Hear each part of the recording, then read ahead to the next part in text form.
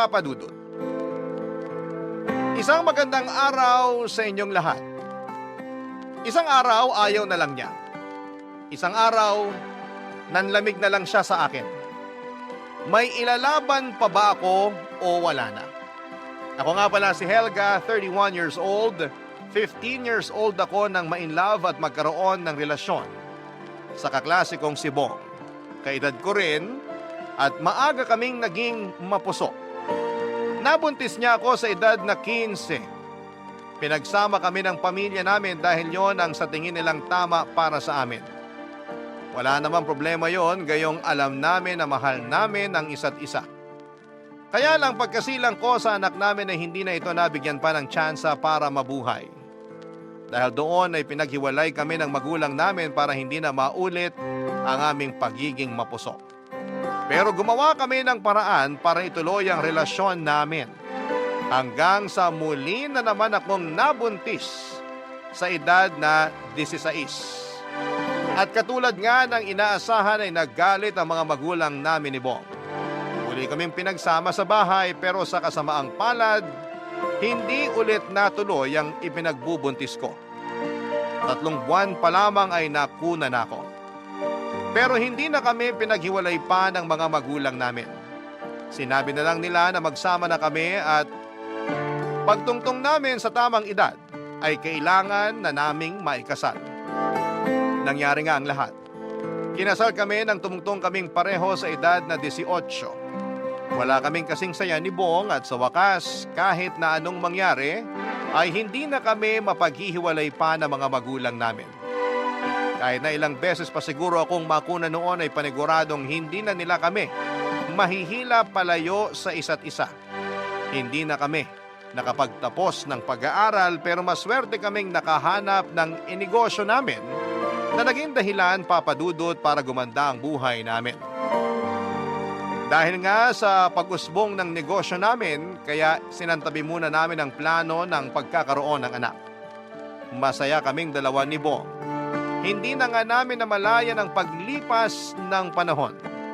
Isang araw, magkaharap na lamang kaming dalawa at nilatag ko na sa kanya ang plano para sa nalalapit naming ika-15th anniversary. Opo, ang patuloy pa rin naming pinagdiriwang ay ang unang taon ng naging relasyon namin at hindi ang araw ng aming kasal.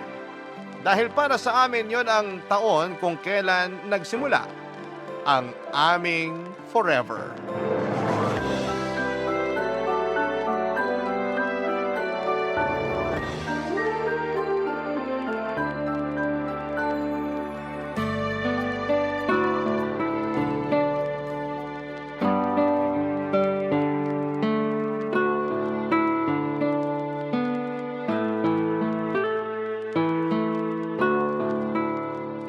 Grabe, no? Sino mag-aakalang aabot tayo ng ganito katagal?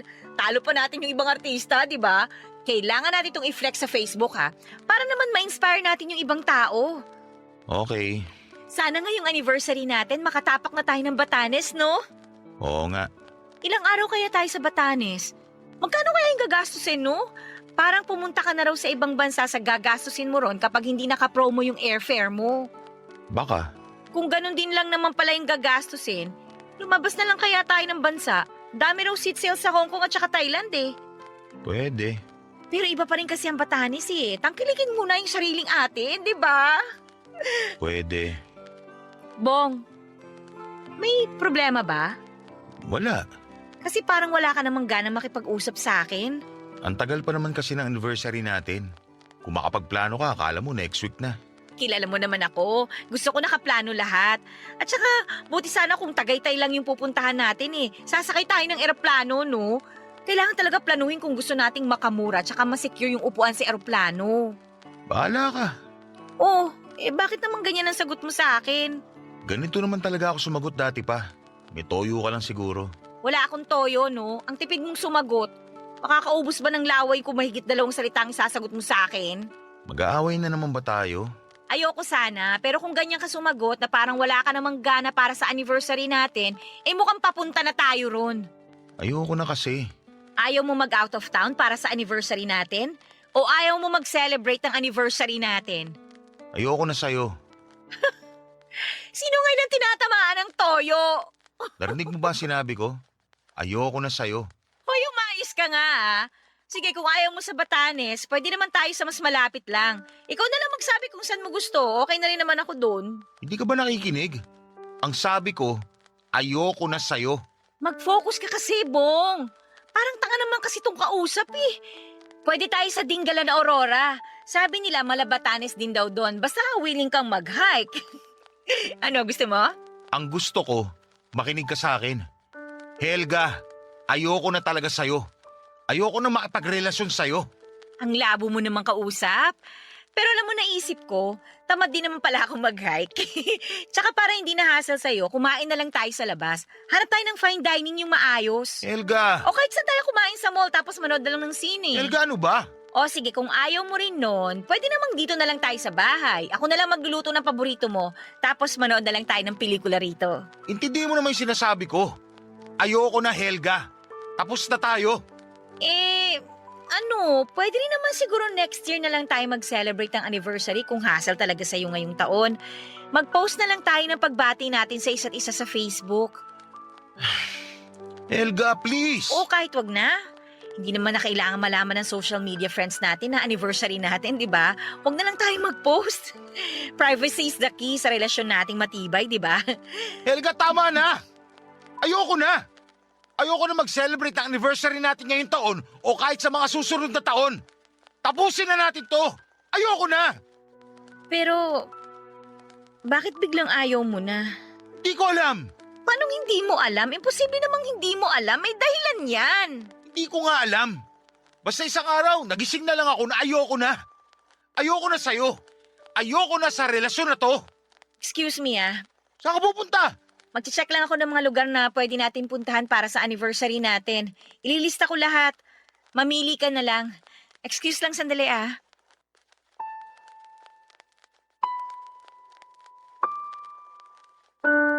Nagmadali akong pumasok sa kwarto namin ni Bong, Papa Dudut. Hindi naman niya ako sinundan at nanginginig akong sinarado ang pintuan. Nagpatugtog ako ng malakas na kanta para matabunan ang paimpit na pag-iyak ko habang nakahiga sa kama. Wala akong lakas noon kaya nagpasaklolo ako, Papa Dudut. Tinakip ko pa sa mukha ko ang unan para mabawasan pa ang tunog ng aking pag-iyak. Nang mapagod akong umiyak ay bumangon ako para tignan ang ilalim ng kutsyon. Doon ko nilagay ang mga love letter na isinulat sa akin ni Bong noong naliligaw pa lamang siya. Noong bata pa lamang kaming dalawa. Binuksan ko ang bawat sobre at binasa ang bawat sulat. Pakiramdam ko ay bumalik ako noong 15 years old ako. Napakalambing at punong-puno ng pagmamahal ang bawat sulat niya sa akin noon. Ibang-iba sa nakaharap kong Bong na gusto nang wakasan ang 15 years naming relasyon. Parang ibang tao na siya. Isip-isip ko ay nasaan na kaya ang Bong na ako lang ang mahal. Napakasakit palang marinig mula sa isang tao na minsang nangako sa iyo na ikaw lang ang mamahalin habang andito sa mundo. Masakit na maramdaman na lumalayo na ang loob niya sa iyo. Samantalang noon ay halos hindi kami mapaghiwalay kahit ano pang klaseng pagsubok. May dalawa na kaming anghel na nasa langit ngayon. Bakit hindi nila magawang udyukan ng tatay nila para mahalin akong muli? Hindi ko yon matanggap. Pakiramdam ko ay nabigla lang si Bong sa pakikipaghiwalay sa akin. Alam kong kailangan lamang niyang maalala na minsan ay nagmahalan kami at pinaglaban ang isa't isa. Hindi ko siya susukuan, Papa Dudut. Kinausap ko ang mga anghel namin na sana ay tulungan nila ako para magkaayos kami ng tatay nila. Pagkatapos noon ay inayos ko ang sarili ko at saka lumabas ng kwarto at muling hinarap si Bong, Papa Dudut.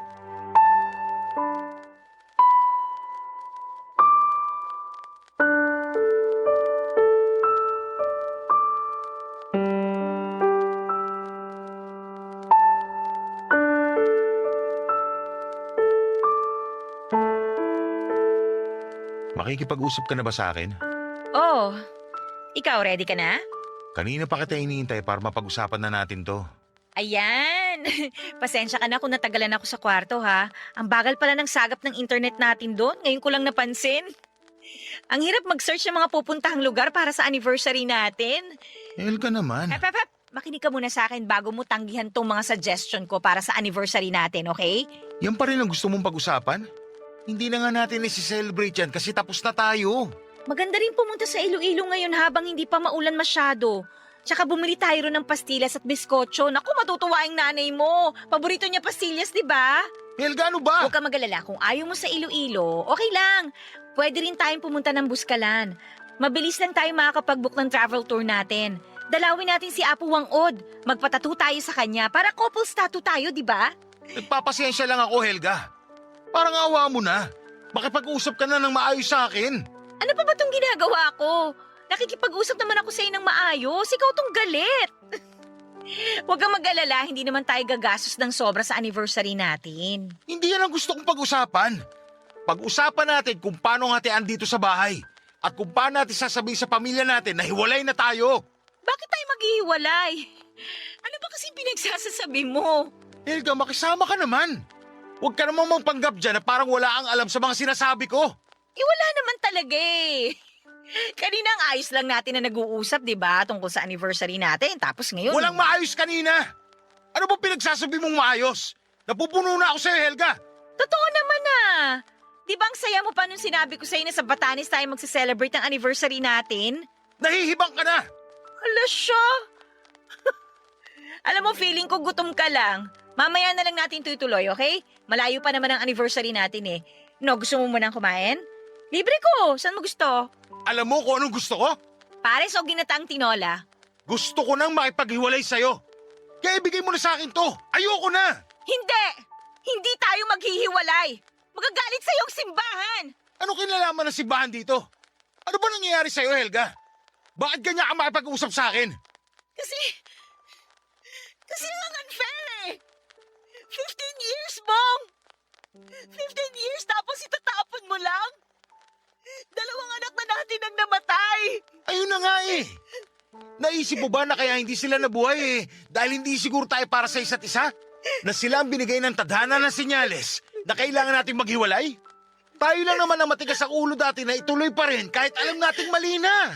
Hindi ko nakitang mali na ipaglaban yung relasyon natin. Bata pa tayo nun. Dapat nag-aaral lang tayo nun at hindi sineseryosong relasyon. Bata pa lang tayo noon, oo. Pero totoo na yung nararamdaman natin para sa isa't isa. Huwag kang magpanggap na hindi mo yun naramdaman. Kasi hanggang ngayon nandito pa sa puso ko yung pagmamahal na yun para sa'yo. Diyan tayo nagkaiba. Wala na ang pagmamahal na yun sa akin. Ibalik mo! Ibalik mo! Nandiyan lang yun eh! Nandiyan lang yun! Hanapin mo! Hindi pwedeng mawala yun! Nakikita siya ka, naririnig ka ng mga anak natin sa langit. Maya ka naman sa kanila, Bong! Kung nakikita at nadidinig ka rin nila, sila na mismo magpapahinto sa'yo sa ginagawa mo. Palayain mo na ako, Helga. Habang bata ka pa. Makakahanap ka pa ng iba. Ayoko sa iba! Ikaw lang yung gusto ko makasama! Pero hindi na ikaw ang gusto kong makasama. Bakit? May iba ka na ba? Wala akong iba pero balang araw, kapag handa na ulit ako, siguradong maghahanap na rin ako ng kapalit mo. Para akong dinurog sa mga huling sinabi ni Bong Papadudut. Hindi ko pa man din tinatanggap ang hiwalayan namin pero nasa plano na niyang maghanap balang araw ng mamahalin niya. Ganon ba yun kadaling itapon? Ganon ba ako kadaling hindi mahalin? May sasabihin pa sana ako kaya lang ay bigla na lamang siyang lumabas ng bahay. Doon ay parang nag-flashback sa akin ang unang beses na pumasok kami sa pintuan ng aming bahay. Nung unang beses na napangiti kami dahil sa wakas, ay may sarili na kaming bahay. Hindi man yon malaki pero masaya kami dahil patunay yon na pinaghandaan namin ang future namin. Ang future na isang iglap ay biglang nawala nang mag-decide si Bong na tapusin na ang 15 years na relasyon naming dalawa. Paulit-ulit na naglalaro sa isipan ko ang 15 years. Parang hindi maproseso ng utak ko at puso ko kung paanong gano'n na lamang kadali para kay Bong na itapon ang lahat. Ano bang nagawa kong mali, Papa Dudut? May hindi ba ako nagawa para sa kanya? Sa pagkakaalam ko ay sinubukan ko naman ang lahat para maging masaya siya. Bakit isang araw ay bigla na lamang siyang umayaw? Sa pagdaan ng mga araw ay lagi na lang akong mag-isa sa bahay na yon. Para akong inabandonan ni Bong. Lagi ako nakatingin sa pintuan sa pag-asang papasok ulit siya ng bahay at sasabihin niya sa akin na nagkamali siya ng desisyon. Na hindi naman niya sinasadyang sabihin sa akin na ayaw na niya. Na hindi naman niya gustong iwan ako at nadala lamang siya ng kung anumang problemang kinakaharap niya. Habang nakaabang ako sa pintuan na yon, nag-i-imagine ako na papasok siya roon tapos ay nakangiti. Nalalapitan niya ako, yayakapin, hahalikan at mamahalin. Ganon ang paulit-ulit na ginagawa ko habang hindi pa siya muling umuuwi ng bahay. Doon ko inuubos ang oras ko lagi. Ang pagharap sa pintuan habang inaabangang marinig ang susi niya na binubuksan ang pintuan. Sana umuwi na siya kasi nami-miss ko na siya. Kasi gusto ko pa pero lumipas ang 2 linggo na walang Bong na muling pumasok sa bahay. Ayaw na talaga ni Bong. Ayaw na talaga niya sa relasyon naming dalawa. Barangay Love Stories. Barangay Love Stories. Nalaman ko na pansamantala ay umuwi muna si Bong sa bahay ng magulang niya. Kinabahan ako dahil baka binalita na niya na hiwalay na kami. Mas lalo lang liliit ang chance akong maayos ang relasyon naming dalawa kung sakaling binalita na niya sa mga kakilala namin ang tungkol sa pasya niyang paghihiwalay naming dalawa. Hindi ko pa sinabi sa mga magulang ko na hiwalay na kami o sa kahit na sino. Malakas ang pakiramdam kong kaya ko pang maayos noon ang relasyon namin. Isang araw ay gumalaw na ang doorknob. Narinig ko na ang susi ni Bong. Napangiti ako. Napatayo sa inupuan ko na kaharap ng pintuan. Hawak ko noon ang iba't ibang pamphlets para sa marriage counseling na masikap kong kinalab sa iba't ibang clinics na pinuntahan ko. Ganon ako kadesidido na maayos kaming dalawa. Lahat nga rin ang ayaw niya sa sarili ko ay pinalitan ko. Kulay ng buhok, pananamit, pati ang paborito kong toothpaste ay pinalitan ko na rin dahil naaalala ko na lagi niyang nirereklamo na ayaw niya ng lasa ng binibili kong toothpaste para sa amin. Oo, alam kong malit na bagay yon para maisalba ang relasyon namin pero lahat ay susubukan ko. Huwag lamang mawala ang asawa ko. Nang tuluyang magbukas ang pintuan ay nakangiti akong sinalubong si Bong na tila ba walang nangyari. Matabang pa rin ang pakikitungo niya. Hindi niya ako kinausap. Pumasok siya sa kwarto namin at saka naglabas ng tuwalya para maligo. Bumalik ako sa pagkakaupo. Hinintay ko siyang matapos na maligo at nang matapos siyang maligo at makapagpalit ay doon ko na siya nilapitan para iabot ang pamphlets sa kanya. Hindi ko pa rin tinatanggal ang ngiti sa mga labi ko. Baka sakaling gumaan ang loob niyang makipag-usap sa akin. Lalo't naaalala ko na dati ay lagi niyang sinasabi na ngiti ko ang paborito niya sa akin.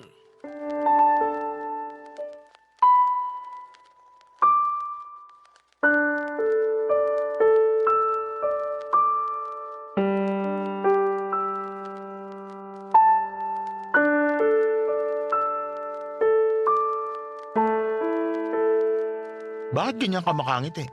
Wala lang. Masaya lang ako kasi umuwi ka na. Bawasan mo na. Hindi na nakakatuwa. Kala ko ba paborito mong ngiti ko? Lagi mo kayang sinasabi yun sa akin. Dati yun, nung mahal pa kita. Ang sakit mo namang magsalita. Pumreno ka naman. Sorry, puyat lang.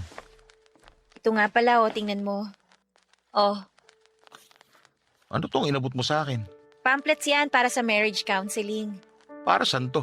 Para maging maayos tayo. Helga naman, wala nang aayusin sa atin. Gaano ba kahirap intindihin yung sinasabi ko? Subukan lang kasi natin. Baka nabibigla ka lang. Pwede pa tong mapag-usapan. Matutulungan nila tayo. Gusto mo pa talaga magsali ng ibang tao sa gulo natin? Trabaho nila yon. Sila ang tutulong sa gulo natin. Matatapos lang tong gulo na to kapag pumayag ka na maghiwalay tayo. Hindi nga ako papayag kaya kinuha ko yung mga pamphlet na yan sa mga klinik. Mamili ka na lang dyan. Basahin mo. Kung kanino ka komportabling magpatingin at makipag-usap, doon na rin ako. Marami yan. Nakapagtapos sa mga doktor dyan sa magagandang eskwelahan. Hindi tayo lugi. Alam mo ba kung gaano kamahal magpa-counsel? Gusto mo pa talagang gumastos wala na nga pupuntahan to. Kahit magkano, kaya kong gastusin maging maayos lang tayo. Walang kaso sa akin yun. Hindi pag-aaksaya ng pera yun kasi alam kong magiging masaya ako kapag nagkaayos tayo. Paano naman ako? Sa tingin mo gusto ko pang maging maayos to? Huwag naman puro sarili mo lang ang iniisip mo. Hindi to para sa sarili ko lang, Bong. Para to sa mga anak natin sa langit na umaasa na makikita nilang magkasama pa rin ang mga magulang nila. Huwag mo nang idama yung mga sanggol. Nananahimik na sila. Ikaw na lang ang issue rito, Helga. Bakit ba ayaw mo munang subukan? Ganun na ba katigas yung puso mo para sa akin? Mas lalo lang ako nagmamatigas kasi ang kulit mo. Nakakasawa na yung pagmamakaawa mo. Nagmamakaawa lang naman ako kasi mahal kita eh. At akala mo magandang tignan niya sa tao? Magmamakaawa ka para mahalin ka? Mahiya ka naman sa sarili mo. Ikaw ang mahiya! Matapos mo akong pangakuan dati na kahit anong mangyari hindi mo ako bibitawan. Asa na yun, Bong? Nasa na yung pangako mo na yun? Wala na yung bong na yon. Patahimikin mo na lang siya kasi hindi na siya babalik sa'yo. Maniwala ka. Bong! Anak ng... Huwag ka naman magbasag ng gamit! Pinaghirapan natin ang mga yan! Wala akong pakialam. Huwag yung coffee maker! Paborito natin yan! Ah, ito? Teka, huwag yan! Ayan! Wala na tayong paborito! Niregalo ko sa'yo yan dati eh. Una kong pinag-ipunan yan kasi naiingit ka rin sa balikbayan mong pinsan. Naalala mo pa ba yun? Hindi lang yan ang babasagin kong gamit natin. Kung magmamatigas ka pa rin, nang makapag-ayos sa akin!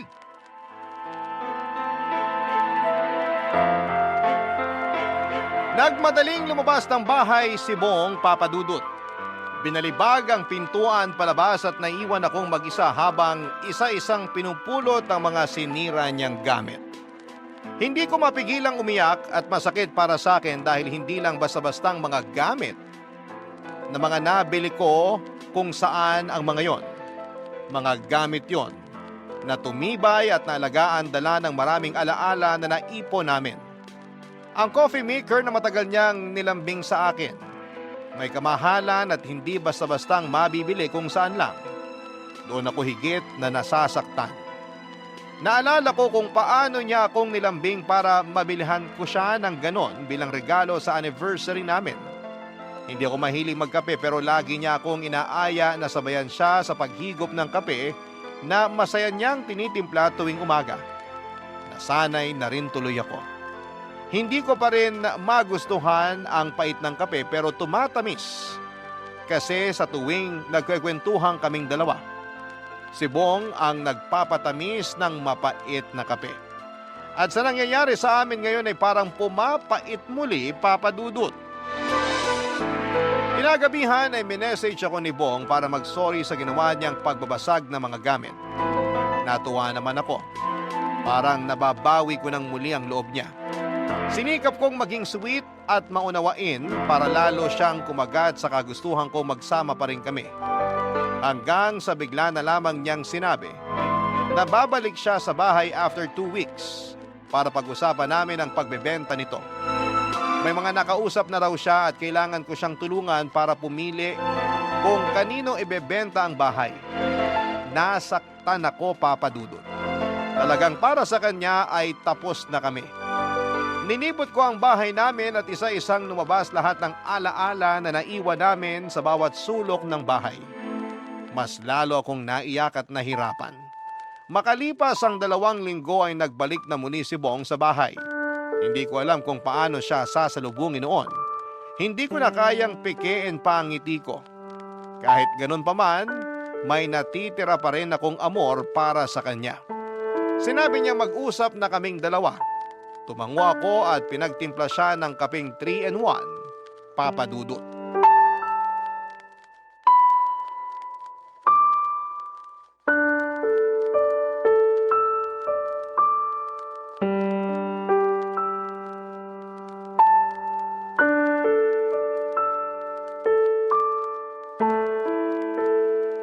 Masyadong matamis tong 3-in-1. Hindi na ako sanay sa ganitong klase ng kape. Sana kasi hindi mo binasag yung coffee maker.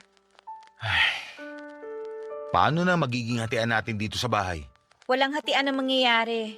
Hindi natin to ibebenta. Ibibenta natin to. Sino namang titira rito pag naghiwalay na tayo? Kapag naghiwalay tayo, Binigyan na kita ng ilang linggo para tanggapin tong sitwasyon natin. Gising na! Kailangan na natin tong ibenta para makuha ko na yung kalahati ko. bakit ba atat kang ibenta to?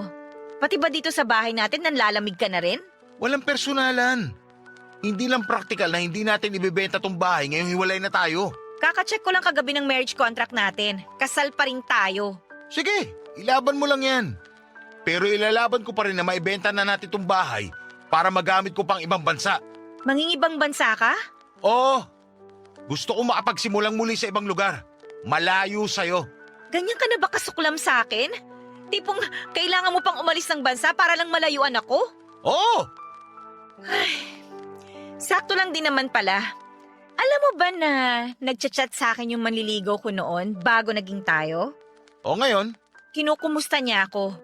Gusto akong yayaing lumabas. lumabas ka lang. Okay lang sa'yo na makipag-date ako sa dating manliligaw ko?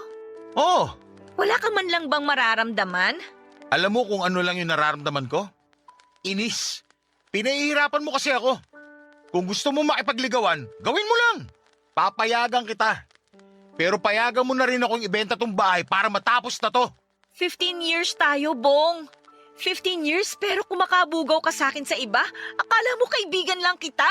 Sino ba nagbukas ng topic tungkol doon? Ikaw naman, di ba? Sinabayan lang kita. Tapos magagalit ka. Gusto ko lang makita kung may pakialam ka pa sa akin. O ngayon nakita mo nang wala. Ayos na ba? Bong, wala naman talaga nagpaparamdam sa akin na dating manliligaw. Gusto ko lang namang makita na kahit papano may puwang pa rin ako sa puso mo. Nakukurta na talaga utak mo. Dahil sa'yo! Dahil binigla mo ako sa mga desisyon mo. Hindi ako makapag-isip ng matino. Sorry. May kasalanan nga ako ron. Sige, ganito. Bibigyan pa kita ng oras para pumayag sa alok ko na ibenta na tong bahay. Sana pumayag ka na kagad habang may mga nagkaka-interes pa sa bahay natin. Sige, Dito na muna ako matutulog. talaga? Sa sala na ako. Ikaw na sa kwarto. Maglalabas na lang ako ng unan at kumot. Magtabi na lang tayo. Ilang gabi na akong nalulungkot mag-isa sa kama eh. Tabihan mo naman ako. Pahihirapan mo lang ang sarili mo, Helga. Mabuti ngayon pa lang masanay ka nang wala na ako sa dating pwesto ko sa kama. Ayokong masanay. Ano, tatabihan mo ba ako? O mas lalo kong bibitinin ang desisyon kong ibenta tong bahay? Walang nagawa si Bong kundi ang pumayag na tabihan ako. Nagsuot ako ng pinaka-sexy na pantulog ko. Yung pantulog na hindi ko na nagagamit dahil naliitan ko na. Yung pantulog na ginagamit ko nung unang taon ng kinasal kami. Noong mga panahong sobra pa ang init ng pagmamahala naming dalawa. Ginamit ko ulit yon sa pag-asang makatulong para manumbalik ang pagtingin sa akin ni Bong. Pero parang hindi umubra, Papa Dudut. Tinalikuran lamang niya ako at nagkumot hanggang ulo. Habang ako naman ay pilit na dumidikit sa kanya. Siya naman ay palayo ng palayo sa akin. Hinarap ko siya at sinubukang yakapin pero tinanggal niya ang pagkakayakap sa akin. Hindi ko siya maintindihan. Dati naman ay siya pa ang nagagalit kapag hindi ko siya niyayakap sa tuwing matutulog kami. Ni minsan din ay hindi niya ako tinalikuran kapag natutulog. Lagi siyang nakaharap sa akin kahit may tampuhan pa kami. Ganon niya ako kamahal dati. Humarap na lamang ako sa kisame nang hindi ako nakakatanggap ng positibong reaksyon mula sa kanya. Nakatitig lamang ako sa kisame at sa ceiling fan. Parang binibilang ko ang ikot ng ceiling fan para magpaantok. Pero hindi yon naging epektibo. Kaya naman naglakbay na lamang ang isipan ko pabalik sa mga unang gabi. na natulog kami sa kamang yon bilang mag-asawa. Ilang lambingan, harutan at tampuhan ang nasaksihan ng kamang yon. Ilang luha rin ang sinalo ng mga una namin sa tuwing may pinagdadaanan kami sa aming relasyon. Ilang tawa ang narinig ng mga pader ng kwarto sa tuwing may naaalala kaming nangyaring nakakatuwa sa araw namin. Lahat ng yon ay hanggang ala-ala na lamang. Lahat ng yon ay nagbabadyang matapos oras na pumayag na akong hiwalayan o magkahiwalay kami. Tinigil ko na ang pagbabalik sa nakaraan. Sinubukan kong yakaping muli si Bong sa ikalawang pagkakataon. Muli naman siyang pumalag. Gising pa pala siya at mukhang hindi rin siya makatulog dahil sa tensyon sa pagitan naming dalawa. Papa Dudut, sinubukan ko na lamang muling humarap sa kisame dahil sa sakit ng nararamdaman ko. Barangay Love Stories. Barangay Love Stories. Na-depress ako sa mga nangyayari sa amin ni Bong, Papa Dudut. Lalo na yung mga araw na hindi na talaga siya umuuwi. Iyong pupunta na lamang siya sa bahay para kumuha ng damit o di naman kaya ay para tanungin kung nakapagdesisyon na ako. Napakahirap noon lalo't wala akong ibang malapitan o makausap man lang sa pinagdadaanan ko. Ma-pride pa rin ako at hindi ko makayanang sabihin sa mga kaibigan ko ang mga nangyayari sa relasyon naming dalawa. Dahil oras na sabihin ko sa kanila ay magmimistulang mitya na yon para sa relasyon namin. Hindi ko pa rin kaya. Kaya hanggat maaari, sinosolo ko na lamang ang lahat ng sakit at pangungulila. Umaasang pagising ko ay ubos na lahat ng pagod at luha. Umaasang pagising ko ay tapos na ang lahat ng sakit. Baka sakali iyon ang gabi-gabi kong panalangin. Panalangin na parang ang hirap tuparin ng kalangitan. Sa tuwing nababagabag ako ng lungkot at pag-iisa, dinadalaw ko ang puntod ng mga yumao naming anghel at doon ko nga ibinubuhos ang lahat ng iyak ko. Doon ako nagsusumbong at hindi naman na sila makakapagsalita para isumbong ako sa mga kamag-anak namin, kaya sa tuwing bumibigat na sa mga yumao kong anghel na lamang ako lumalapit noon, Papa Dudut. Pagka-uwi ko ng bahay, kahit papaano ay nagiging magaan ulit. Naging desperada na rin po ako. Sana maunawaan niyo ako. May mga nilapitan ako sa Facebook para bumili ng mga pampaamo o mga gayuma para mabalik ako or mabalik ko sa akin ang aking asawa. Napagastos na nga ako doon. Lalo na yung mga ginagamit ang kahinaan ko para kuhanan lamang ako ng pera at magkukunwaring makakatulong ang asin na binababad sa init ng araw para mapabalik si Bong sa akin. Pinatos ko ang mga yon. Masyado akong nabulag sa kagustuhan kong mapasa aking muli ang asawa ko. Pero walang umepekto. Matabang pa rin ang kanyang pakikitungo sa akin, Papa Dudut.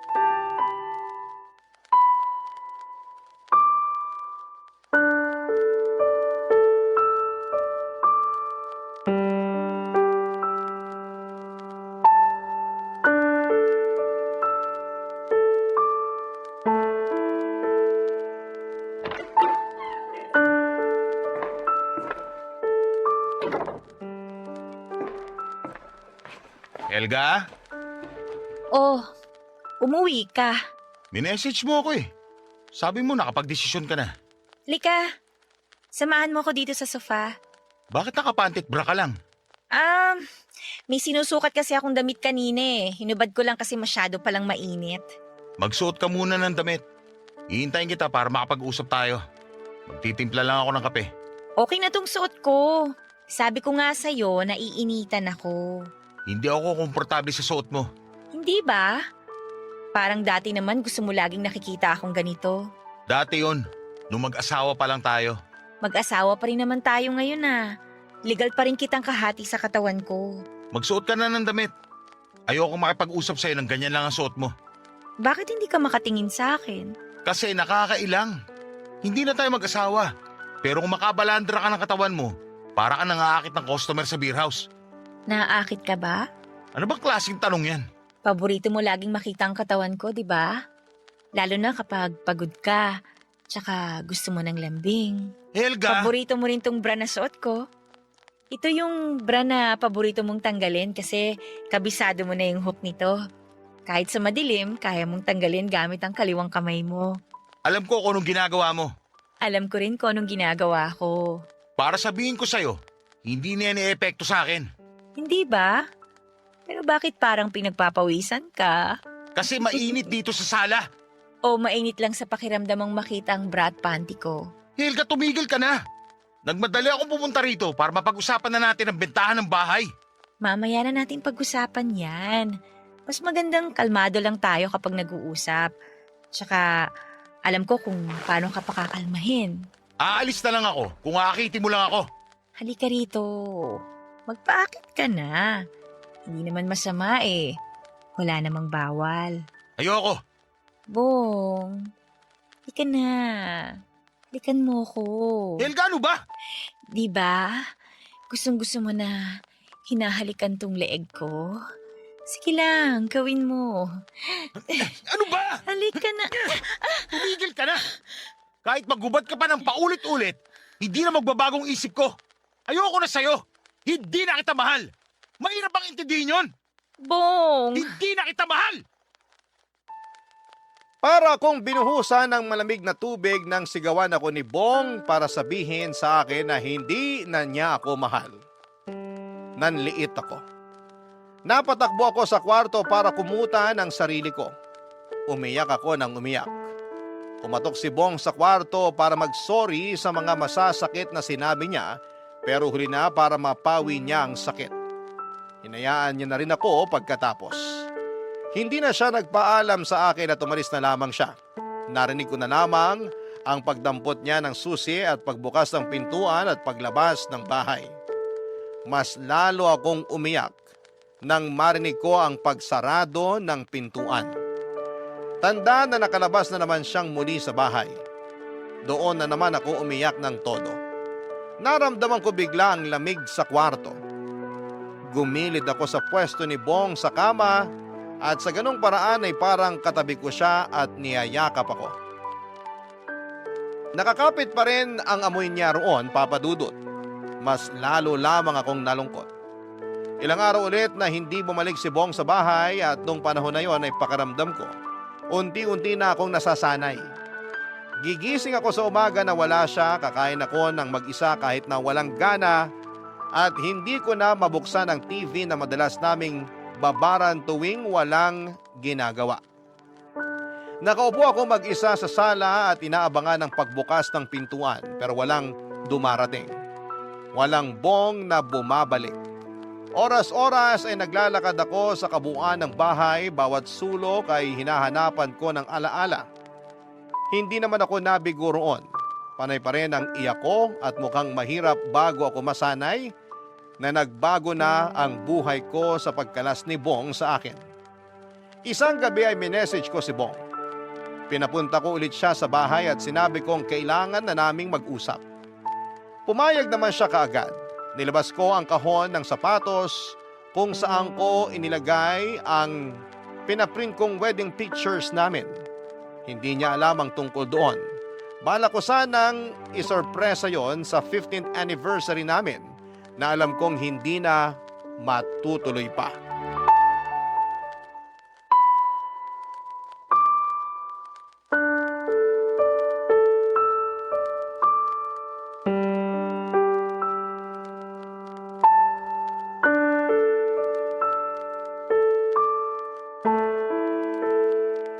Sana naman hindi ka na ulit mga akit. Maupo ka. Sana maging matino na tong usapan natin.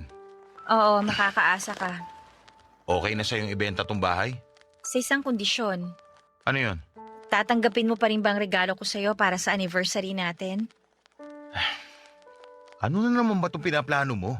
Wala akong pinaplano na kahit na ano. Gusto ko lang talagang ibigay sa'yo tong regalo ko. Wala akong regalo para sa'yo. Okay lang. Hindi naman ako humihingi eh. Ano ba yung ibibigay mo? Bago ko ibigay sa'yo, pwede bang magtanong? Ano yung pinaka-paborito mong anniversary natin? Siguro nung unang anniversary natin bilang mag-boyfriend at girlfriend. Bakit yon? Simple lang kasi noon. Umutang ako sa pinsan ko ng 100 pesos para ipambili ng 2 mangkok ng spaghetti at isang kandila. Naalala ko yon. Sa likuran pa tayo ng bahay ninyo kumain ng spaghetti tapos sa gitna yung kandila. Para kunwari yayamanin ang date natin. Tinakas ko pa yung kurtina namin para may panglatag tayo sa mesa. Para magmukhang sosyal yung spaghetti natin. Paborito ko rin yan. 16 lang tayo noon tsaka wala pa tayong pera noon pero kontento, di ba? Pasensya ka na kung hindi na ako kontento ngayon. Iintindihin ko. Niregaluhan mo pa ako ng isang boxer shorts noon. Inipon ko ang pambili noon. Kung alam mo lang kung paano ko tiniis na hindi mag-fishball tuwing hapon, gusto lang talaga kitang maregaluhan. Ang hilig mo nga magregalo. Tuwing may okasyon, lagi kang may inaabot. Kaya nga sa huling okasyon ng pagsasama natin, gusto ko pa rin magregalo sa'yo. Eto, buksan mo. Sapatos ba to? Hindi. Ginamit ko lang yung karton ng sapatos para ilagay dyan yung totoong regalo ko sa'yo. Sige na, buksan mo na. Pictures ng kasal natin to ah. Pinaprint mo? May balak pa sana akong gawin dyan. Kaso mukhang hindi ko na maihahabol. Okay na rin yan. Yan na lang kasi ang inabutan ng relasyon natin eh. Salamat. Salamat. Salamat din sa'yo. 2 tayong bumuo ng regalo na yan. Kasama ka dyan eh. Parang naging regalo mo na rin yan sa akin. Itatago ko to. Makakaasa ka. Sana. Kasi sigurado ako, pagkatapos nito, buburahin na natin lahat ng pictures natin sa cellphone. Mabuti na lang at naihabol ko maipaprint yan. Siguro ayaw na ng tadhana na matapos tayo nang wala man lang may iwang alaala ng pagsasama natin. Pumapayag ka na? Wala na rin naman ako magagawa eh. Nung isang gabi nga, nilibot ko tong bahay. Memoryado ko pa lahat ng alaala natin sa bawat sulok. Masakit na masaya. Pero alam kong hindi na ako pwedeng mabuhay na yun lang ang daladala. Sorry, Helga. Sinubukan ko naman eh. Salamat kung sakaling sinubukan mo talaga. Masaya na ako nun. May mga bagay lang talaga na kahit gaano pa kasaya, kailangan mo pa rin magparaya. Pasensya ka na sa pagkukulang ko ha. Kung ano man ang naging dahilan para maubos yung nararamdaman mo para sa akin. Pasensya na talaga. Pasensya ka na rin kung hindi ko natupad yung pangako ko. Mabebenta mo na tong bahay. Hayaan na natin yung ibang tao ang bumuo ng bagong alaala nila dito. Kontento na ako sa alaala na naipon nating 2.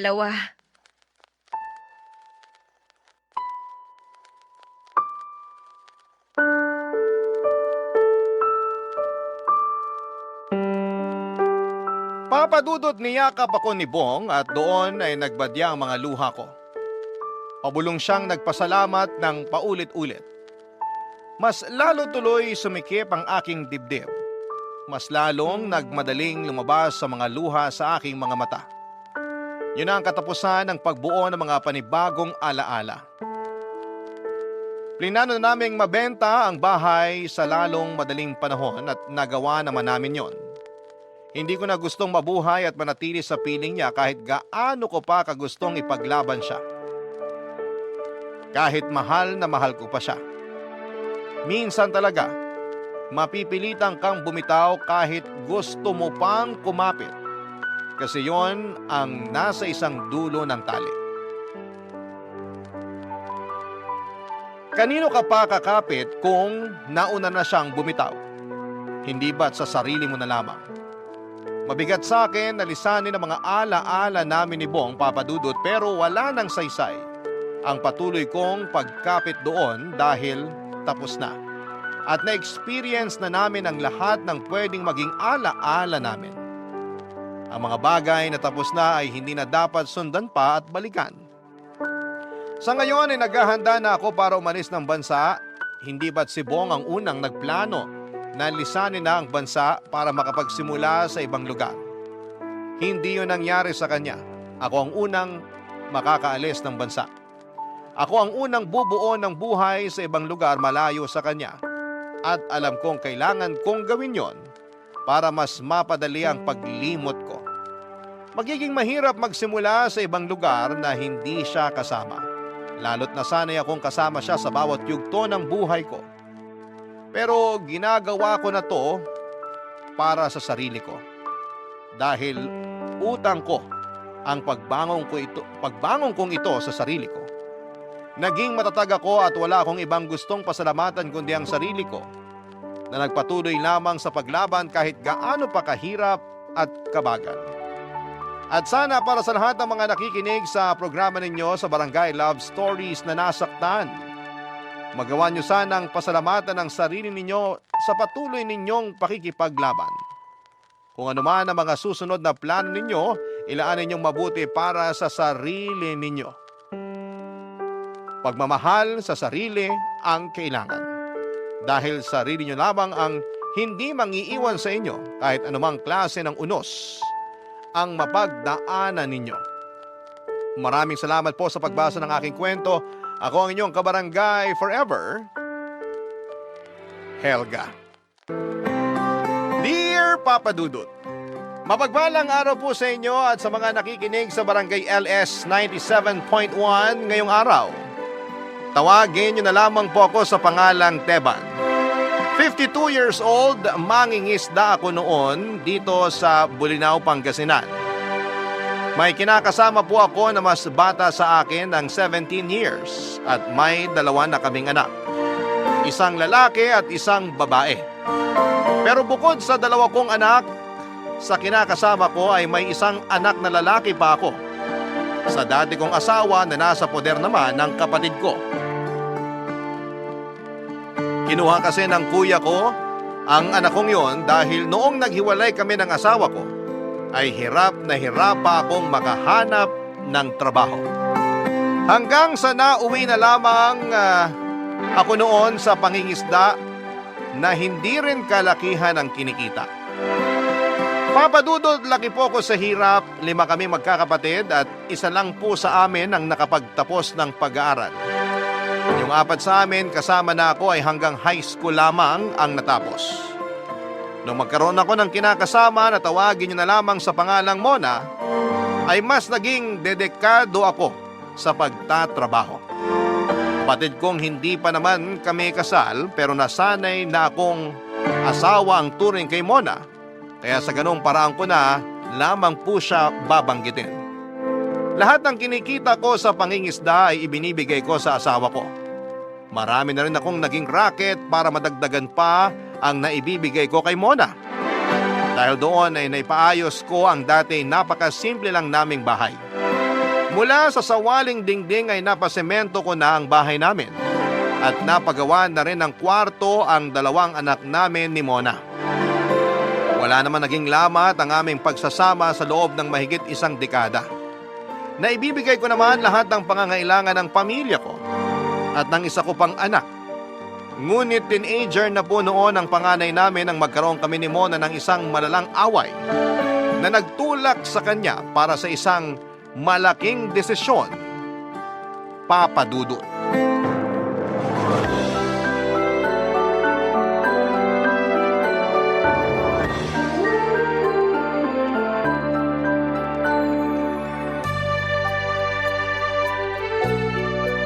Mahal, nandyan na nga pala sa mesa yung para sa budget natin.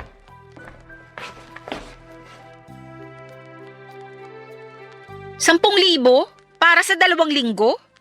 Paano kung pagkakasyahin to? Pasensya ka na. Ilang kasi yung natira sa kinita ko, mahal. Nagpadala pa ako kay kuya para sa anak ko. May babayaran daw sa eskwelahan. Nahiyan man akong ipasagot pa yun kay kuya eh. Nagkakaproblema na nga sila sa pera ngayon. Kaya naman pala eh.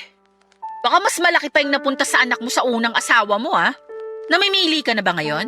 Ha, Teban? Mahal, hindi. Sadyang nangailangan lang yung bata. Mas mabuti nga na sa akin siya nagsabi at hindi kay kuya. Alam mo namang nasa ospital pa yung asawa ni kuya hanggang ngayon, hindi ba? Hindi mo na problema yun. Mapera naman sila. Tayo yung naghihikahos dito, hindi sila. Hindi pa naman tayo maghihikaos kung magtitipid tayo ng kaunti. Pwede naman tayo maggulay paminsan-minsan. Ay, hindi ko makain ng gulay yung mga anak mo. Eh di isda muna. Libre naman yung isda natin. Isda na naman? Eh halos hindi na nga namin malunok yung isda sa sobrang umay na namin. Magtitipid lang naman tayo ng kaunti. Mabibili pa rin naman natin lahat ng kakailanganin dito sa bahay sa halaga ibinibigay ko sa'yo. Saka kung nakapag-grocery ka na at kinulang talaga, gagawin ko naman ng paraan kaya wag na natin itong pag-awayan. Bakit hindi mo na lang aminin na mas pinapaboran mo talaga yung anak mo sa dati mong asawa? Huh? Baka naman gusto mo na ring magbalikan kayo ng babaeng yon kaya ka nagkakaganyan. Mahal naman, pupunta na naman ba tayo sa usapang yan? Matagal na kaming hiwalay at hindi na kami nag-uusap. Alam mo yun. Aba malay ko, baka mamaya palihim na pala kayong nagkikita o nag-uusap. Malabong mangyari yan. May bago na siyang asawa ngayon kaya pakiusap naman. Huwag na natin siyang isama sa usapan natin. Kung hindi yung mag-ina mo yung dahilan kung bakit nauubos yung pera mo, baka naman sa bisyo mo na pupunta. Bisyo? Anong bisyo sinasabi mo? Bang maangang ka pa? Hindi ba bisyo yung pag-inom mo kasama ng mga kapwa mo mangingisda? Pati ba naman yun? Ay, Mona naman. Birthday na operator namin kaya ako nakiinom. Kami magkakasama sa laot sa loob ng halos 2 linggo na malayo ko sa inyo. Masama ba yung makisama at makisaya naman ako sa kanila paminsan-minsan? Oo, masama. Lalo na kung tinitipid mo kami ng mga anak mo. O siya, sige. Para wala ng pagtatalo. Gagawan ko ng paraan na matagdagan yung 10,000 ibinigay ko sa'yo. Ay, hindi na. Baka mangutang ka na naman sa operator nyo. Alam mo namang chismosang asawa nun. Baka marinig ko na naman ang pangalan ko sa chismisa nila ng mga maaasim niyang kumare na mga mukhang ulikba. Nakikipag-away ka ba sa asawa ng operator namin? Eh, ano naman kung nakikipag-away ako? Ayoko nang pinagchichismisan ako, no? Wala silang karapatan. Hindi mo ba kayang makisama na lang sa mga tao rito sa atin? Ako nga oh. Kahit napipi ko na sa ibang kasamahan ko, nagtitimpi ako sa ngalan ng pakikisama. Para kung hindi na ako isama ng operator namin dahil sa ginagawa mo. Alam mo namang nakiusap lang ako na sumama sa kanya. Bakit? Pangingisda lang ba yung trabaho rito? Eh di maghanap ka ng iba. Kesa naman nakikipagplastikan ka sa mga kasama mo. Madali para sa'yo na sabihin yan kasi hindi naman ikaw yung nababaliw kakaisip kung paano tayo makakaraos sa araw-araw. Ah, ganon. Pinapamukha mo na ngayon sa akin na wala akong trabaho. Ganon ba? Hindi yan yung ibig ko sabihin. Ang sa akin lang naman, lawakan mo yung pangunawa mo. Hindi yung konting kibot, galit ka na kagad. Hindi naman solusyon yung pag-aaway natin sa problemang pampamilya. Hindi. Malinaw sa akin kung ano yung sinabi mo. Huwag ka mag-alala. Bukas na bukas din, maghahanap na ako ng mapapasukang trabaho.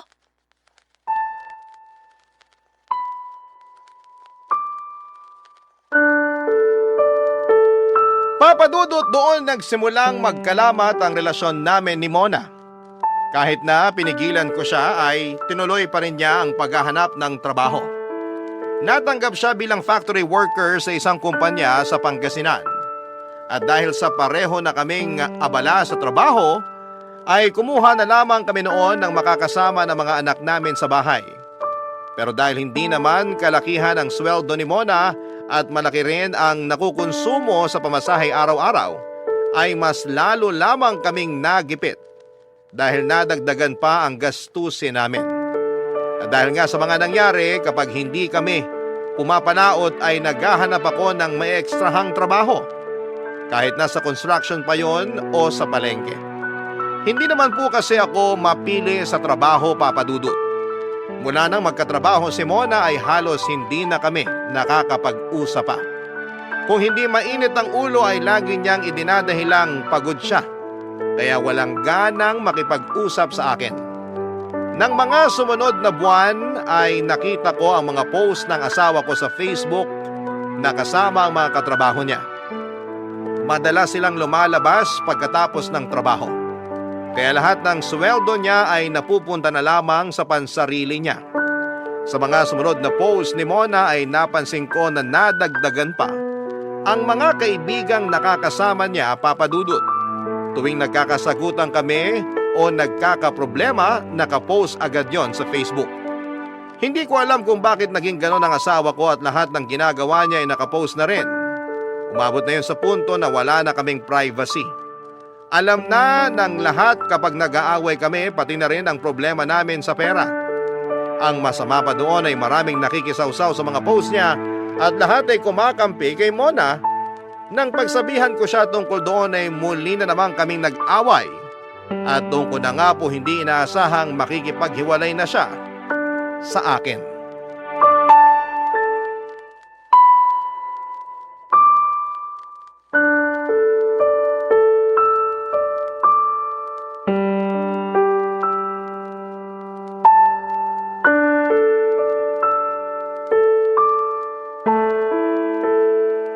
Nay, ano pong gagawin ko? Nakikipag-iwalay na sa akin si Mona. Abay, bakit naman? Nag-away kasi kami nitong nakaraan lang. Panay post kasi sa Facebook. Lahat na lang na nangyayari sa buhay namin, alam na ng mga kaibigan niya. Pinagsabihan ko lang naman siya tungkol doon, Nay. Tapos ayun, galit na galit. Ang nasa isip kagad niya, maghiwalay na kami. Napakababaw naman ang dahilan niya. Yun na nga po yung sinasabi ko sa kanya, pero hindi nagpapatalo. Mas lalo pa siyang lumala nung nagkatrabaho na siya. Kasi kumikita na siya ng sarili niyang pera kaya ganon. Tingin niya siguro wala ka ng karapatang questionin yung mga ginagawa niya kasi patas na kayong dalawa. Mukhang ganun na nga, Nay. Parang ang humanap lang siya ng dahilan para maghiwalay na kami. May mga babae talaga na kapag nakatikim ng konting kalayaan, abay nagbubuhay dalaga. Ay. Oh, yung mga anak ninyo, naaasikaso pa ba? Yun nga, Nay, sa tingin ko hindi na. Mukhang iniasa niya na sa nakuha namin kasama sa bahay. Ayos lang sana kung naaalagaan na mabuti. Pero mukhang naghihintay lang ng sweldo. Napapabayaan na yung mga bata. Wala sa oras kung kumain. Natatambakan pa na maruruming damit.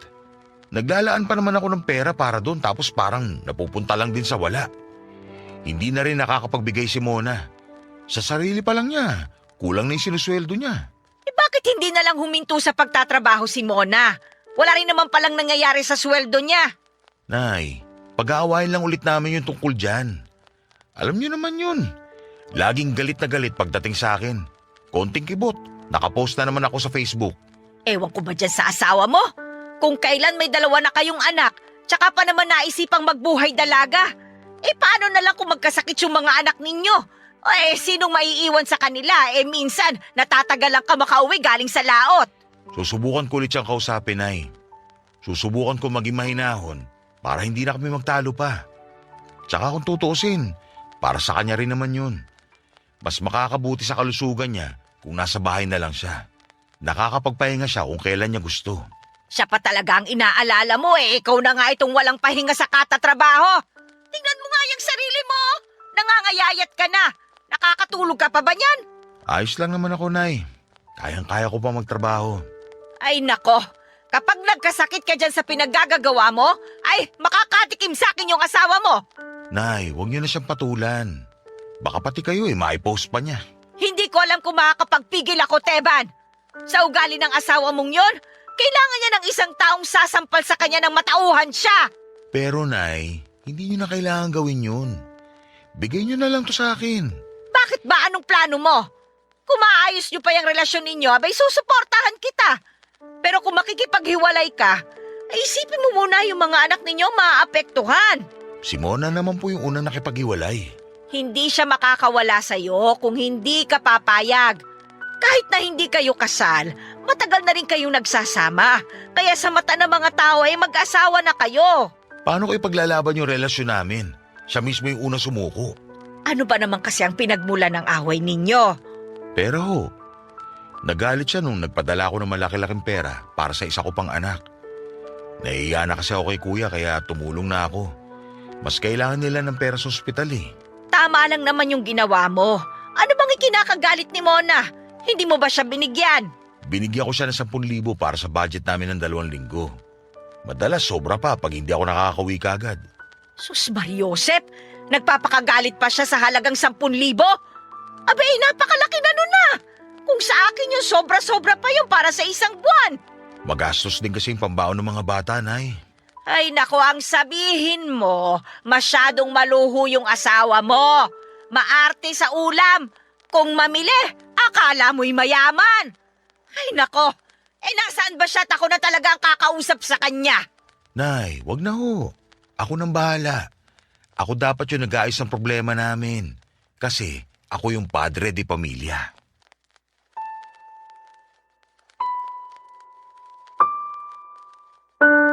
Papadudot, muli kong kinausap si Mona at gaya ng inaasahan ko ay naggalit siya at hindi pumayag noong sabihin kong mag-resign na lamang siya sa trabaho. Pero nung sinabi ko na dadagdagan ko ang perang iniaabot sa kanya ay bibigyan siya ng puhunan para mag-online selling na lamang ay pumayag na rin naman siya. Nag-resign siya sa trabaho at nag-online selling na lamang ng mga gamit at kung ano-ano pang mga gamit na patok sa mga taga roon sa amin. Maganda naman ang naging resulta noon dahil bukod sa malaki ang kinikita ni Mona, ay mas marami na rin siyang oras sa mga anak namin. Pinaalis na niya ang nakuha naming kasambahay at siya na lamang ang nag-asikaso sa mga bata. Pero ilang buwan lang mula nang mag-online selling si Mona ay nabalitaan ko na may kinikita na pala siyang lalaki. Kakilala naming dalawa ang nagsabing nakita si Mona sa isang restaurant sa bayan na may kausap na matandang lalaki at sweet pa sa bawat isa. Nakumpirma ko yon nang makita ko ang isang post ni Mona na patungkol sa lalaking patago niyang kinikita ng mga panahong yon. Papa Dudut. Barangay Love Stories. Barangay Love Stories. Papadudot na lamang ko na Philip pala ang pangalan ng lalaking patagong kinikita ni Mona. 60 na ang lalaki at isang negosyante. Nagkwento sa akin ang kaibigan ni Mona na asawa naman ng kasamahan ko sa pangingisda. Ang sabi inalok daw ni Philip si Mona na mag-manage ng bagong bukas nitong meat shop sa bayan. Nang kumprontahin ko si Mona ay hindi niya itinanggi na may bago na siyang karelasyon. Pero kahit na galit ako noon sa kanya ay hindi ko siya nagawang pagbuhatan ng kamay. Umalis ako sa bahay namin at doon muna naglagi kay nanay. Pero sa ginawa kong yun ay parang binigyan ko na rin ng kalayaan si Mona na gawin ang mga bagay na gusto niya. Hindi nga nagtagal ay nilantad na niya ang relasyon niya kay Philip. Ang masakit pa roon, noong nagsasama kaming dalawa ay ni minsan ay hindi niya ipinost ang mukha ko sa Facebook para ipakita kung gaano siya ka-proud na ako ang asawa niya. Pero si Philip palaging laman ng mga post niya at laging naka-my day ang bawat date nila. Kitang-kita ko kung gaano kasaya si Mona sa bago niyang karelasyon at napakasakit noon para sa akin. At dahil nga sa mga nangyari mga kapuso ay inudyokan ako ni nanay na kunin ang mga anak ko kay Mona. Pero hindi yun naging madali para sa akin. Umalis na kasi sila sa dating bahay namin at doon na talaga na malagi sa bahay ni Philip. Nalaman yun ng nanay ko at hindi ko akalain na kinausap na pala niya si Mona doon mismo sa meat shop nang hindi na siya nakatiis sa ginagawa sa akin ng asawa ko.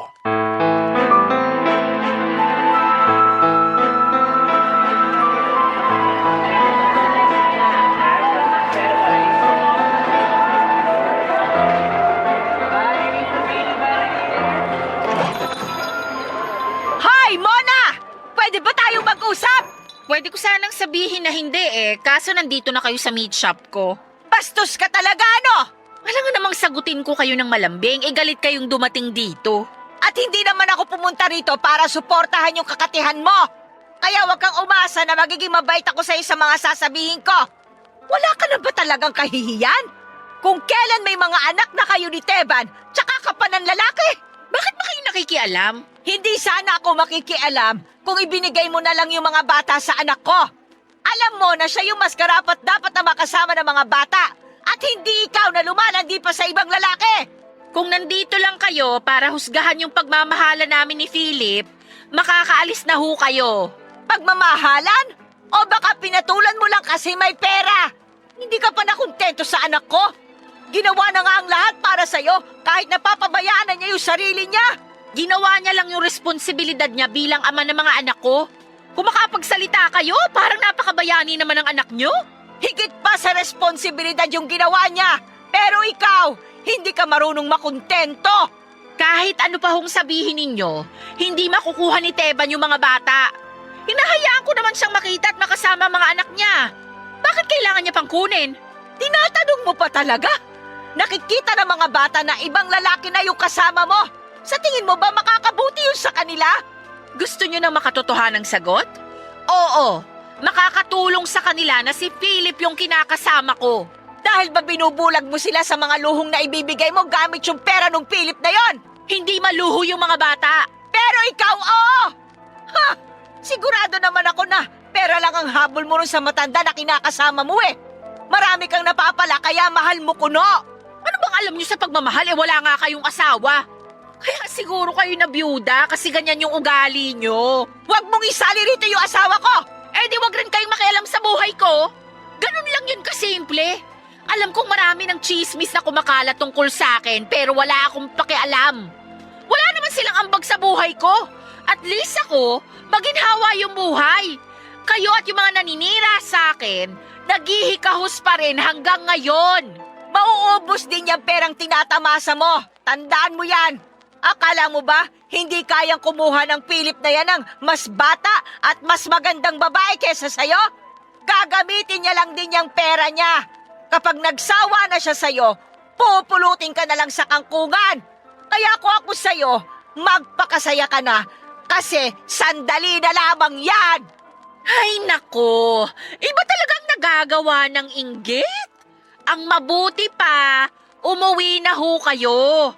Naaawa na ako sa inyo eh. At saka kung gusto nyo talagang makuha ni Teban yung mga anak niya, bakit hindi siya humarap sa akin? Kita nyo na? Napakaduwag ng anak nyo. Yung bagay na dapat na siyang gumagawa, ipinapadaan pa sa inyo. Napakawalang kwenta talaga. Naghahanap buhay yung anak ko para sa mga bata. Alam mo, sa totoo lang, mahal ka pa rin ng anak ko eh. Kaya nag-aalangan siyang ilayo sa'yo yung mga anak nyo. Kung parang siguradong-sigurado naman kayo na sasama yung mga anak ko kay Teban. Mas maayos yung buhay nila kapag ako yung kasama. Hindi nila kailangan magtipid. At wala silang aalalahanin kundi pag-aaral lang nila. Ginagamit mo lang yung mga bata. Kung yan ang gusto nyong isipin, di okay. Bahala kayo. Umuwi na kayo. Maya-maya lang dadagsan yung mga customer ko rito. Makakaabala lang kayo. Papadudot ng magpatuloy ang mainit nilang pagtatalo ay nasampal ni Nanay Simona. Mabuti na lamang at hindi ito gumanti sa nanay ko, kundi ay madadagdagan pa ang problema namin. Pero aaminin ko na nahiya ko sa parteng si nanay pa mismo ang gumawa noon para sa akin. Siya pang nakipaglaban para sa karapatan ko sa mga bata. Aminado naman ako na naduwag akong harapin at kumprontahin si Mona dahil kahinaan ko ang pagmamahal ko sa kanya. Isa pa ay parang hindi ko kayang marinig ang pangmamaliit niya sa akin. Dahil kung ikukumpara ako sa lalaking ipinalit niya sa akin, kahit mas matanda yon, ay mas mapera pa rin at kayang-kayang pasayahin si Mona sa maraming paraan. Samantalang ako ay palaging sakto lang ang kayang ibigay. Halos mabaliw ako sa kakaisip tuwing iniisip ko na kung gaano kalambing si Mona sa akin noon, ay mas higit pa roon ang ibinibigay niya para kay Philip. Pero tuwing nilalamon ako ng mga negatibong bagay noon, ay iniisip ko na lamang ang mga anak ko. Tuwing umuwi ako galing sa pangingisda ay pinupuntahan ko ang mga anak ko sa bahay ni Philip. Nakita ko kung gaano kakomportable ang buhay nila roon. Pero nararamdaman ko na parang hindi pa tanggap ni Philip ang mga anak namin ni Mona. Kaya nang sa wakas ay nagkaroon ako ng lakas ng loob na kausapin si Mona tungkol sa mga anak namin ay hindi na ako nag-aksaya pa ng oras para sabihin sa kanyang matagal ko nang gustong sabihin, Papa Dudut.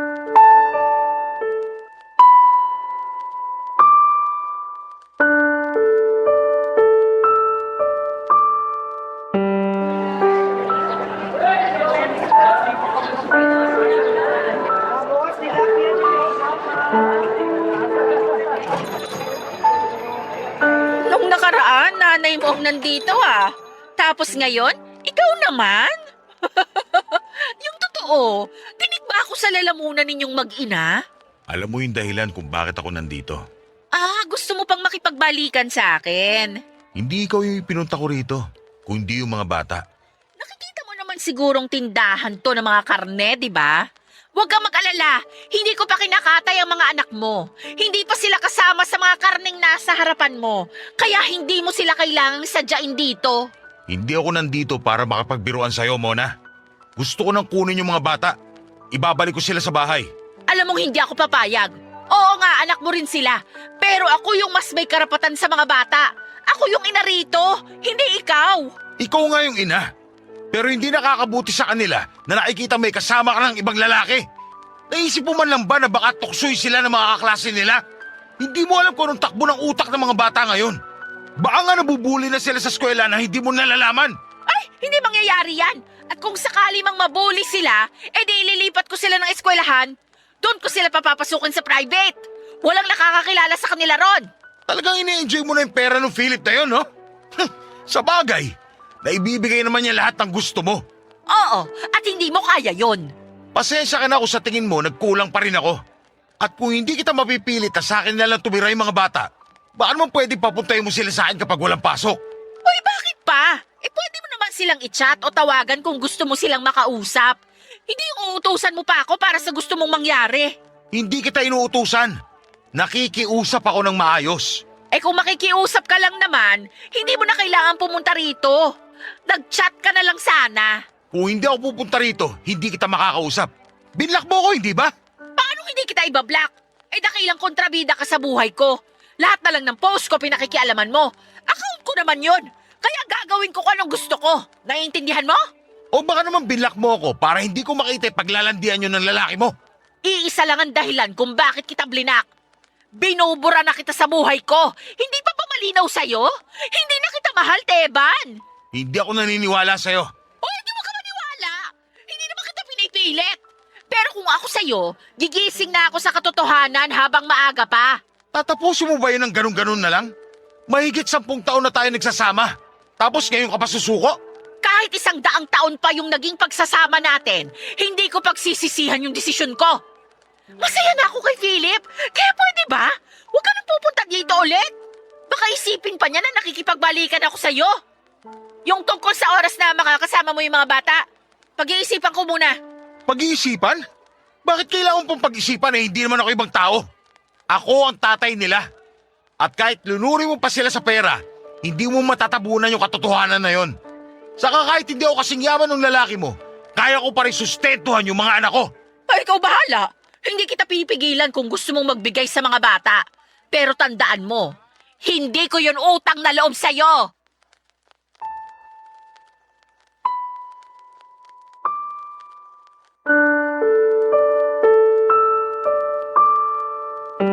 Papadudot nagngingit-ngit ako sa galit matapos ang pag-uusap namin yon ni Mona. Hindi ako nagtagumpay na kunin ang mga bata sa kanya at yung dagdag oras na hinihingi ko. Mukhang malabo pa noong mangyari yon. Saka ko lang naunawaan kung bakit gano'n na lamang katindi ang galit ni nanay kay Mona noong nag-usap sila. Kahit na anong ibato sa kanya ay palagi rin siyang may depensa. Sa kabila ng luhong ibinibigay ni Mona sa mga anak namin ay hindi pa rin naman lumayo ang loob nila sa akin bilang ama nila. Doon pa lang ay sobrang saya ko na, Papa Dudut. Dahil wala na rin naman akong magagawa para baguhin ang desisyon ni Mona, ay nakontento na lamang ako sa mga oras na nakakasama ko ang mga anak ko tuwing nakakauwi ako mula sa 2 linggong pangingisda. Mabilis ako nakaipon noong mag-isa na lamang ako sa bahay. Sinikap ko talagang makaipon ng halagang kakailanganin ko sa pag-alis ko patungo ng New Zealand. Kami lang ni nanay at ng kuya ko ang nakakaalam na may plano na akong mag-ibang bansa para magtrabaho. Sa tulong ng kapatid ko na may kakilalang nagtatrabaho sa New Zealand, Papa Dudut, ay nakalipad ako patungo roon at nagkaroon ng maayos na trabaho. Maraming Pinoy ang tumulong sa akin. Nakarelate kasi sila sa kwento ko, kaya marami rin akong naging kaibigan sa pagtatrabaho ko bilang dairy farm assistant. Nagsikap ako noon para makaipon ng malaking halaga ng pera bago ako muling bumalik ng Pilipinas. Papa Dudut. Barangay Love Stories. Barangay Love Stories. Papa Dudut, marami na akong narinig na pangiinsulto at pangmamaliit mula kay Mona, kaya naman nagpursigi talaga akong makaipon ng malaking pera habang nagtatrabaho sa New Zealand. Ilang buwan pa lamang ako roon nang mabalitaan kong naghiwalay na sina Mona at Philip. Hindi ko na inalam pa kung ano ang dahilan dahil Mga anak ko na lamang ang inaalala ko noong mga panahon na yon. Kay nanay ako direktang nagpapadala ng pera at ginagamit niya naman yon sa mga anak ko at sa pagpaparenovate ng bahay namin. Hanggang sa nalaman ko na bumalik na pala si Mona sa dati naming bahay kasama ang mga anak ko. Hindi ko siya pinaalis. Hinayaan ko lamang siya roon alang-alang sa mga bata. Pero malinaw na sa akin at sigurado na akong wala na akong balak pang makipagbalikan sa kanya. Nang magkausap ulit kami ni nanay ay naikwento niya na kaya pala naghiwalay sina Mona at Philip ay dahil nalaman niya na pamilyado na pala ang lalaking yon. Bukod pa roon ay hindi lang si Mona ang babaeng sinusuportahan ni Philip. Mabuti na lamang at hindi siya kasama sa mga nabuntis ng lalaking yon. Dahil sa hiya ay hindi na nakipag-usap pa sa akin si Mona.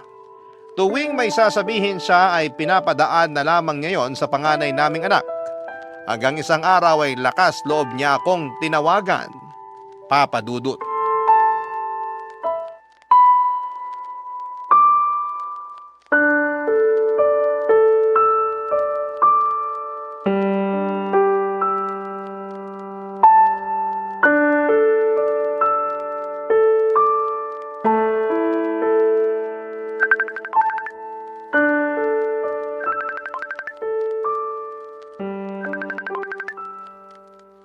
Napatawag ka.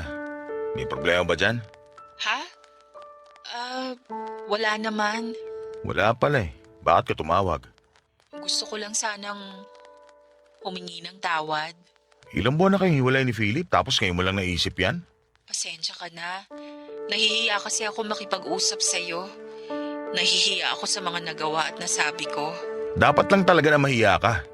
Wala naman akong ginagawang masama sa'yo. Ni isang beses, hindi kita napagbuhatan ng kamay. At hindi rin ako ng babae sa loob ng pagsasama natin. Pero hindi ka pa rin nakontento. Naiintindihan ko naman na gusto mo lang ng magandang buhay. Pero ipinakita mo sa akin na hindi mo ako kayang samahan sa hirap. Ang gusto mo lang puro ginhawa eh. Hindi naman ganun yung buhay mag-asawa. Kaya nga ako humihingi ng tawad sa'yo. Sige, aaminin ko. Nabulag ako sa mga kayang ibigay sa akin ni Philip. Sa akin niya ipinamanage yung meat shop niya. At buwan-buwan din siyang nagbibigay ng pera sa akin. US dollars pa nga eh. Kaya mo ba nasabing mahal mo si Philip dahil sa pera niya? Hindi ko naman siya mahal eh. Alam mong ikaw pa rin yung laman ng puso ko. Pera lang talaga ang habol ko sa kanya. Sana inamin mo yan sa akin nung nag-usap tayo noon. Eh ang sabi mo hindi mo na ako mahal. Ipinamukha mo sa akin na wala akong kalaban-laban doon sa Philip mo. Tapos naman na yun eh. Nangyari na yun. At hindi ko na maibabalik pa. Tama ka. At nakapagdesisyon na rin ako na hindi na ako makikipagbalikan sa'yo kahit na anong mangyari. Kahit pa para sa mga bata na lang. Mona naman, nagamit mo na sila noon para makuha yung gusto mo. Kaya hindi na uubra sa akin yan. Ginawa ko lang naman yun para guminhawa yung buhay ng mga anak natin. Bakit? Nag-i-house ba kayo na ako pa yung kasama nyo? Di ba ginagawa ko naman ang paraan ng lahat? Kaya hindi ko maintindihan kung saan parte ako pinaka nagkulang para hiwalayan mo ako ng ganong kadali. Hindi man tayo kasal, pero asawa na yung turing ko sa'yo. At ikaw na yung iniisip kong makakasama ko hanggang sa pagtanda. Sinayang ko yung pagkakataon na yon. Kung hindi sana ako nagpadala sa tukso, maayos pa sana yung relasyon natin hanggang ngayon. Ay, tama ka. Pero sabi mo nga, nangyari na yun na tapos na. Kaya wala na tayong magagawa. Kung gusto mong mapatawad kita, alagaan mo na mabuti yung mga bata. Ako nang bahala magsustento sa inyo. Lahat ng kailangan nyo, sabihin mo lang sa akin. Salamat. Kahit na malaki yung kasalanan ko sa'yo, nagagawa mo pa rin akong tulungan. Naiintindihan ko naging biktima ka rin ni Philip. Kaya hindi rin magiging madali sa'yo to. Pero hanggang suporta na lang yung kaya kong maitulong sa'yo. Kung gusto mo maghanap ulit ng makakasama, walang problema sa akin. Basta ligtas at maayos yung kalagayan ng mga bata. Hindi na ako maghahanap ng iba. Desisyon mo yan. Hindi ako makikialam sa personal mong buhay. Pero pagdating sa mga anak natin, doon ako may pakialam. Huwag kang mag-alala. Hinding-hindi na ako gagawa ng bagay na malalagay sa alanganin yung mga anak natin. Sila na yung una kong iisipin. O sige na, bababa ko na to. May kailangan pa akong asikasuhin. Ingat kayo dyan. Salamat, Teban. Ingat ka rin dyan. Papadudot, kahit medyo malungkot ang buhay ko sa New Zealand dahil malayo ako sa mga anak ko, ay nabawasan naman yon kapag nakakausap ko sila. Madalas nila akong tawagan kapag tapos na ang oras ng trabaho ko. Sa pagpupursige ko po noon, halos hindi ko na namalayang ilang taon na rin pala akong wala sa Pilipinas. Nakakamiss yung dati naming buhay, lalo na yung mga anak ko at si nanay, pero inisip ko na lamang na kaunting sakripisyo na lamang yon para sa kagaganda ng buhay nila. Dahil si nanay ang umahawak ng perang ipinapadala ko sa Pilipinas, ay nagbuka siya ng savings account para sa mga anak ko. Para yon sa pag-aaral nila. Mula nang mag-ibang bansa ako, ay masaya akong malaman na hindi na nagigipit ang nanay ko. Para sa akin kasi isa yon sa mga pinakamalaking achievement ko sa buhay. Yung mapagaan ang buhay ni nanay. Tungkol naman kay Mona, nabanggit ng nanay ko na bumabawas daw ito ng mga inaabot niyang pera na para sa mga bata para gawing puhunan sa tindahan. Hinayaan ko na lamang yon dahil alam ko namang makakatulong din yon sa kanila. Saka naiintindihan ko rin naman na walang napaglilibangan si Mona dahil hindi siya makakapagtrabaho kapag nakatutok siya sa mga anak namin. Matapos nga ang 5 taon, may katrabaho akong Pinay sa New Zealand na nakapalagayan ko ng loob hanggang sa nagpasya na akong ligawan siya. Tawagin niyo na lamang po siya sa pangalang Marisa. Halos magkaedad lang sila ni Mona, pero dalaga pa siya noong panahong yon. Kaagad naman niya akong sinagot at hindi ko inilihim ang mga anak ko sa kanya. Isa pa ay seryoso na ako kay Marisa, kaya nagpaplano na kaming magpakasal noong pareho kaming makauwi ng Pilipinas, Papa Dudut.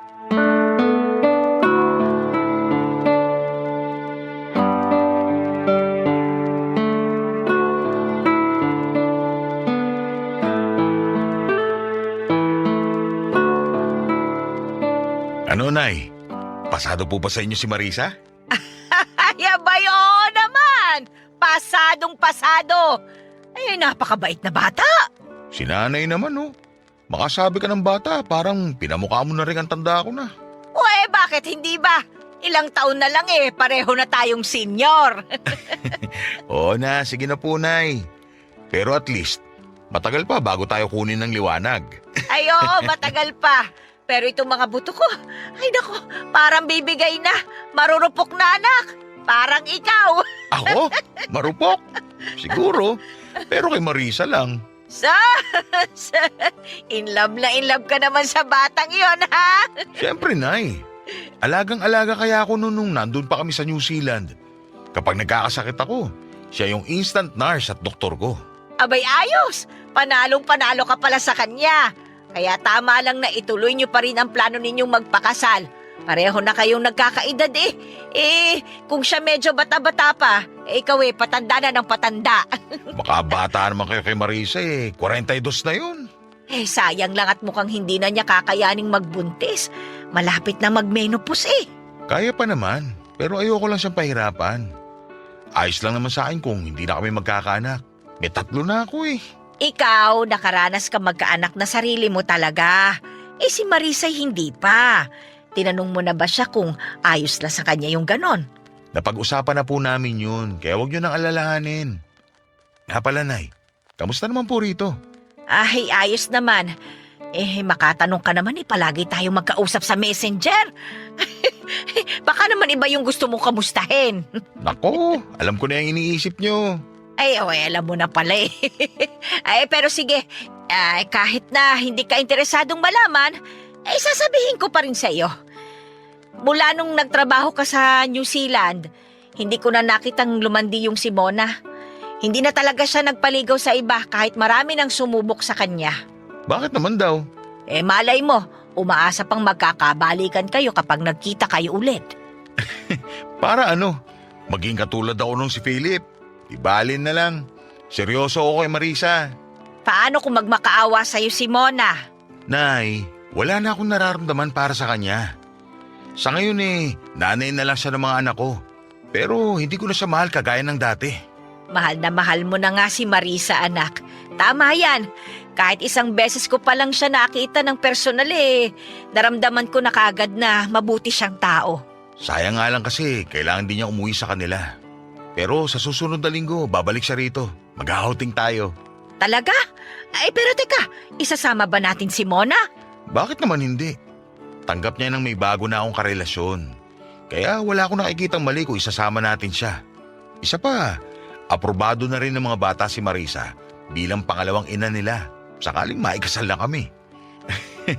Kinikilig pa nga sila sa amin nung ipinakausap ko sa kanila si Marisa nung magka-video call kami ng mga bata. Baka di mo alam, Nay, may group chat kami ng mga anak ko. Kaya nakakausap nila si Marisa nang hindi ko alam. Nagulat na nga lang ako minsan sa haba ng usapan nila sa GC. Nakakatuwang mga bata. Masaya ako para sa'yo, anak. Nakakatuwa na nakuha mo na yung kasiyahang nararapat para sa'yo. Sa dami ng nangyari at hirap na pinagdaanan mo, ay, dapat lang talaga na maging masaya ka ngayon.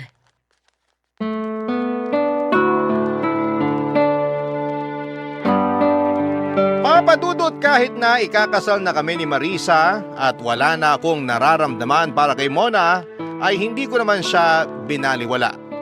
Naging malaking parte pa rin siya ng buhay ko. Kaso nga lang ay hindi na namin maibabalik sa dati yung naging samahan namin. Sa kabilang banda naman ay masaya ako na natanggap ng mga anak ko si Marisa. Naging supportive sila sa relasyon naming dalawa. Katunayan nga ay sila pa ang nag-uudyok na magkaroon pa kami ng anak para daw may bunso na silang aalagaan. Gusto naman naming subukan pero kung may hirapan lang si Marisa, masaya na ako na may 3 makukulit na anak na ako. Hindi nga nagtagal ay nagpatayo ako ng bagong bahay na para naman sa amin ni Marisa, gamit ang naipon namin noong nagtrabaho pa kami sa New Zealand. Matapos ang aming kasal, nagkaroon na rin kami ng mini grocery sa barangay namin at nagpagawa ng sariling water refilling station na malakas din ang bentahan sa amin. Wala na kaming balak na mag-ibang bansa. Kaya ginugol na lang namin ang oras naming mag-asawa sa pagnenegosyo. Sa ngayon, papadudot ay wala pa rin kaming anak ni Marisa at wala na rin kaming planong bumuo pa. Desisyon naming dalawa yon, kaya hindi naman yon naging problema sa amin. Aliw na kasi sa mga anak ko ang asawa ko, kaya hindi niya nararamdaman na may kulang sa pagsasama namin kahit wala kaming sariling anak. Masarap pala sa pakiramdam kapag naranasan mo ng umusad patungo sa buhay na dati ay pinapangarap mo lamang. Ganon ang nararamdaman ko nang makita ko ang bunga ng mga pinaghirapan namin ni Marisa sa ibang bansa.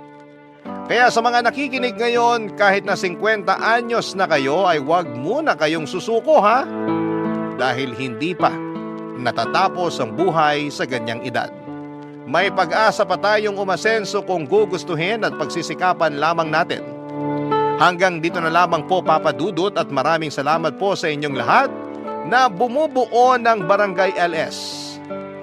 Dahil palagi kaming nakakapakinig ng magagandang kwento na malaki ang epekto sa mga kabarangay na katulad ko. Sana po ay marami pa kaming mapakinggang kwento. God bless po sa Barangay Love Stories. Ang inyong forever kapuso at kabarangay, Teban.